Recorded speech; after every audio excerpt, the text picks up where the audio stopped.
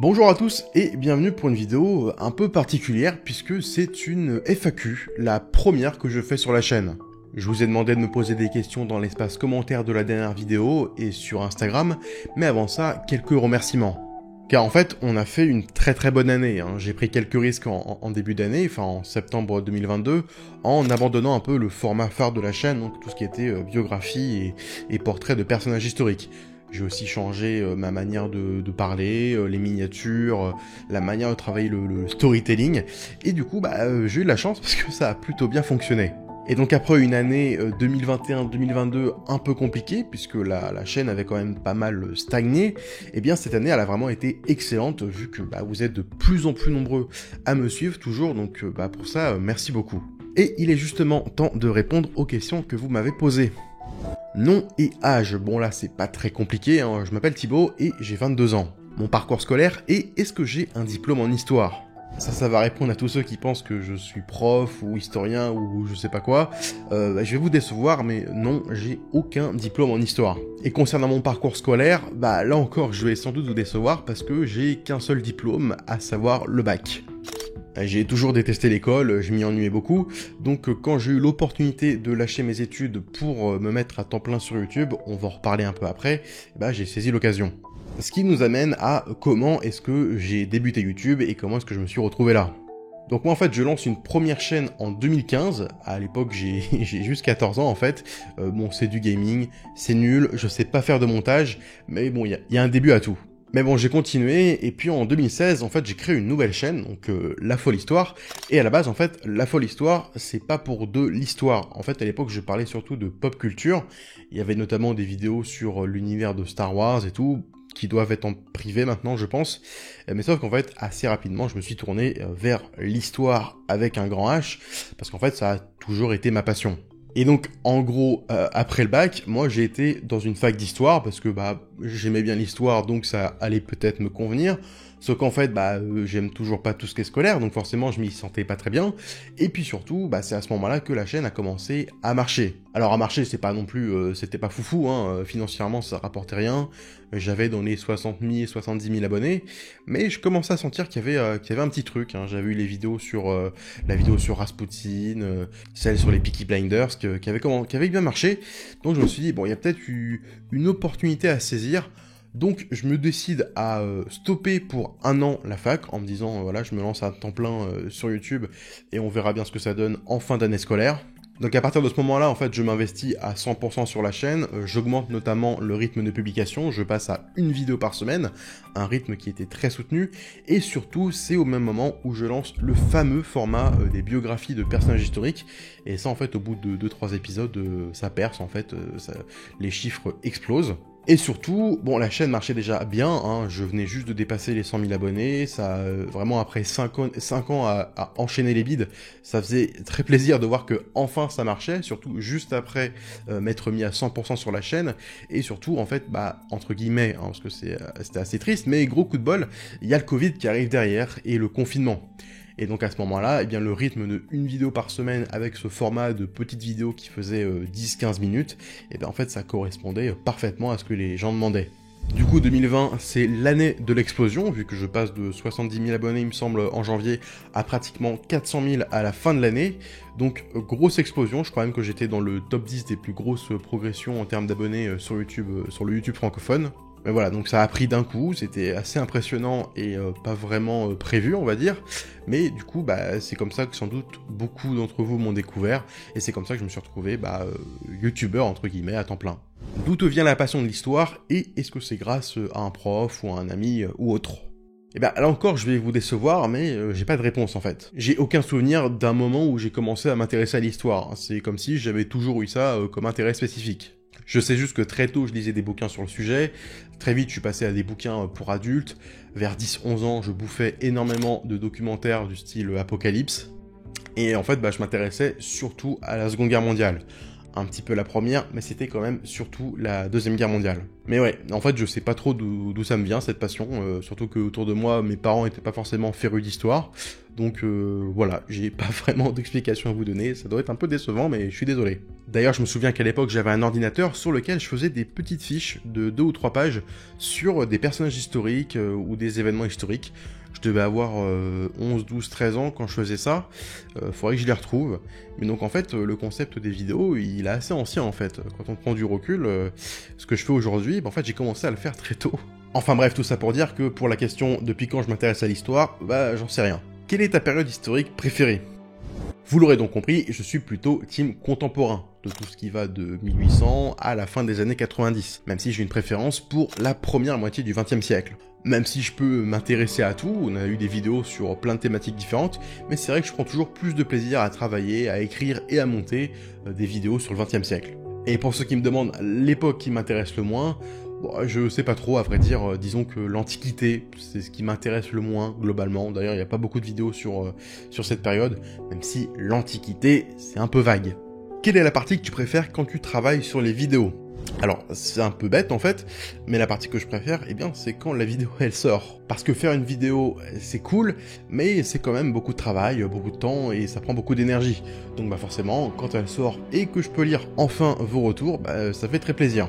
Présente-nous ton équipe. Alors contrairement à la plupart des youtubeurs qui ont mon nombre d'abonnés, en fait on n'est pas très nombreux. En fait on est surtout 2. Il y a moi et Guilhem qui est co-auteur sur la chaîne depuis presque 2 ans. Il s'occupe surtout de la partie recherche et d'une partie de l'écriture. Moi aussi j'écris et des fois je fais quelques recherches, je rajoute 2-3 éléments.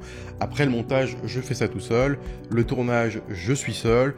Les miniatures, je suis seul. Le montage, je suis seul. Bref, je fais encore beaucoup de choses. Même si, en dehors de la partie créative, bon bah évidemment j'ai un cabinet comptable qui m'accompagne sur la comptabilité. Et depuis quelques mois, j'ai un agent qui m'accompagne sur tout ce qui est commercial pour dialoguer et négocier au mieux avec les marques. Ce qui nous amène à la fameuse question, quelles sont les sources de revenus ?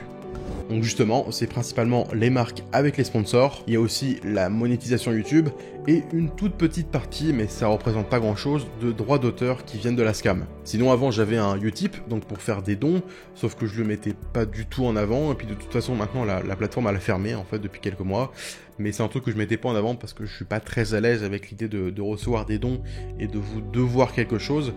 C'est de la même manière aussi, je suis pas très à l'aise avec par exemple demander de l'aide au CNC. Voilà, je m'estime pas vraiment méritant pour toucher de l'argent public, même si un jour on a un projet et qu'on manque de sous, bah peut-être qu'on fera une demande, voilà. Mais en tout cas, pour le moment, c'est pas prévu. Comment sont faites les vidéos et combien de temps ça prend par épisode à être produit ? Déjà, faut choisir un sujet et c'est pas évident, parce que j'essaie toujours de prendre un sujet, mais surtout d'avoir un angle assez original qui n'a pas été traité ailleurs, du moins pas sur le YouTube francophone. Donc j'ai toute une liste de sujets qui est plus ou moins aboutie sur mon téléphone, et puis après moi les idées elles me viennent un peu comme ça, des fois en me baladant, en lisant un bouquin, des fois quand on travaille sur un sujet, eh bien en fait ça appelle un autre sujet, par exemple quand on a traité les nazis en Argentine, bah forcément derrière il y avait la récupération des scientifiques nazis, donc on a fait ça juste après, donc voilà comment je procède. Ensuite, pour la partie recherche, soit je fais tout seul, mais c'est très rare maintenant.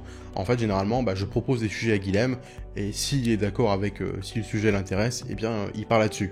Pour les sources, on utilise systématiquement un ou plusieurs bouquins d'historiens, et sinon, en fait, on va chercher des articles scientifiques sur des sites comme Cairn ou Percé, et éventuellement, en complément, un podcast ou une émission France Culture, par exemple, si un historien est invité. Et la grande question de Wikipédia, est-ce qu'on ne fait que lire Wikipédia ? Bien, bon, vous avez compris que non, même si, personnellement, oui, je m'en sers. Notamment au tout début, pour dégrossir le sujet, en fait, quand on commence à s'attaquer à un sujet et qu'on n'est pas spécialiste dessus, généralement on ne connaît pas les sujets en détail avant de les aborder, déjà lire la page Wikipédia, ça peut aider, et surtout, tout en bas, il y a l'onglet bibliographie qui permet de trouver des articles et des livres spécialisés sur le sujet. Ensuite, moi Wikipédia, je m'en sers de nouveau souvent pendant le montage, pour être bien sûr que ce que je dis dans la vidéo qu'il n'y ait pas d'incohérence, et aussi notamment pour récupérer les dates de vie et de mort des personnages que je mets dans les vidéos, je vais les chercher là-bas. Après ça, généralement, Guilhem, il me livre une première version du script, que moi ensuite je vais éventuellement regarder s'il manque une partie, s'il y a des trucs à corriger. À ce moment-là, il me fait une deuxième version, mais sinon, on passe directement à la suite. Et donc la suite, eh bien, c'est entièrement moi qui m'en occupe. En gros, ce que je fais, eh bien, c'est que je réécris tout pratiquement de A à Z. J'ouvre un fichier Word vierge et je réécris le script en modifiant, en ajoutant mes mots. Des fois, je garde quelques phrases, mais pas toujours. Et c'est là qu'on arrive à la partie un peu compliquée pour moi, vu qu'en fait, c'est là où se construit tout le storytelling autour de l'histoire que je vais raconter dans la vidéo. Le storytelling qui est, en gros, pour ceux qui connaissent pas, la manière dont on raconte une histoire. Et donc là, oui, c'est la partie compliquée, parce qu'en fait, je fais un sorte de travail d'équilibriste. C'est-à-dire que j'essaie de faire un storytelling qui est cool, qui va donner une vidéo divertissante, qui va garder le spectateur en haleine, en ajoutant de la tension, du suspense, mais en même temps, il faut que ça reste une vidéo sérieuse, qui est nuancée, qui est bien construite et qui contient des informations véridiques. On va pas traficoter des informations, inventer des choses ou en retirer pour que ça serve le récit. Et une fois que tout ça c'est fait, généralement on est à 2 semaines de travail. Ensuite je tourne la partie face caméra, je tourne la partie voix off. Ensuite, je fais tout le montage. Là, c'est pareil, ça dure généralement une semaine et demie. Et ensuite, faut faire la miniature. Pareil, c'est pas forcément évident parce qu'il faut être inspiré. Des fois, quand j'ai un sujet, j'ai déjà la miniature en tête. Mais des fois, non. Et des fois, ça prend du temps. Et donc, quand une vidéo est prête, en tout, ça fait environ 3 semaines de travail réparties entre 2 personnes. La vidéo dont je suis le plus fier est celle que j'aime le moins. Alors, celle dont je suis le plus fier, on va dire que généralement, c'est la dernière. Donc, ça va être celle sur le projet Manhattan. Et pour celle que j'aime le moins, en fait, pendant longtemps, quand je sortais une vidéo, au bout de quelques mois, je la supportais plus. Et en fait, cette saison, ça a été la première saison où, en fait, les vidéos que j'ai sorties, même plusieurs mois après, je les trouve quand même plutôt regardables. Donc on va dire que toutes les vidéos qui datent d'avant cette saison 2022-2023, je les trouve irregardables maintenant. Mais pour ce qui est de cette saison, celle que j'aime le moins, j'ai envie de dire la série sur Jules César. Parce qu'en fait, j'ai voulu tenter le format des séries, ça n'a pas trop marché. Et surtout, je pense que j'ai voulu absolument continuer le format des biographies, alors que j'aurais dû l'arrêter bien avant en fait. Est-ce que c'est ton métier ou est-ce que tu as autre chose à côté ? Vous l'aurez compris, c'est mon métier depuis 2020. Et de toute façon, vu que je passe beaucoup trop de temps dessus, j'ai même fait un burn-out en 2021 et j'en ai frôlé un deuxième cette année, j'ai clairement pas le temps d'avoir un boulot ou des études à côté. Pas trop de soucis avec la censure YouTube ? Alors en fait, il n'y a pas vraiment de censure YouTube. En fait, les problèmes de monétisation, maintenant, ils sont assez rares. Et tant mieux, c'est clairement positif. Cette année, il n'y a qu'une vidéo qui a été démonétisée et interdite aux moins de 18 ans, c'est celle sur les causes de la Première Guerre mondiale. Alors c'était un peu particulier parce que j'ai reçu ça en fait 3 mois après la sortie de la vidéo. Moi j'ai fait des réclamations auprès de YouTube mais ça n'a pas pu aboutir parce qu'en fait, effectivement, j'étais visiblement en tort vu qu'en fait un passage de la vidéo qui dure 5 secondes, on voit un obus tomber au loin sur un soldat.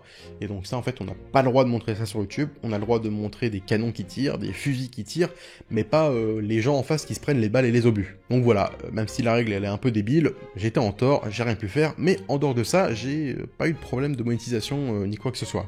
En fait, c'est surtout il y a quelques années, on a eu des soucis avec le robot YouTube, en fait, qui faisait pas la différence entre une vidéo de vulgarisation qui parle du Troisième Reich et une vidéo de propagande. Mais maintenant, depuis, c'est plutôt résolu. Même si, attention, avec les règles de YouTube, on sait que ça peut changer très vite, donc on est toujours sur la méfiance, mais disons qu'aujourd'hui, pour le moment, j'ai pas de problème à faire une vidéo avec le mot nazi dans le titre, ou de le dire à l'oral, normalement ça pose pas de problème. Penses-tu que toi et les autres vulgarisateurs vont remplacer les profs ? Je réponds rapidement à cette question parce qu'on me fait souvent la remarque, ou même plutôt un compliment.